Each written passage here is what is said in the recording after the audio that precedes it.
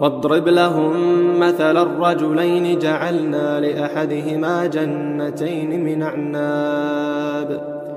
وحففناهما بنخل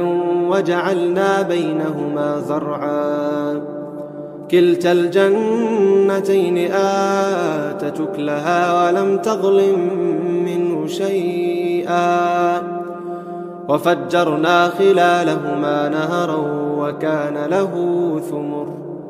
فقال لصاحبه وهو يحاوره أنا أكثر منك مالا وأعز نفرا ودخل جنته وهو ظالم لنفسه قال ما أظن أن تبيد هذه أبدا وما أظن الساعة قائمة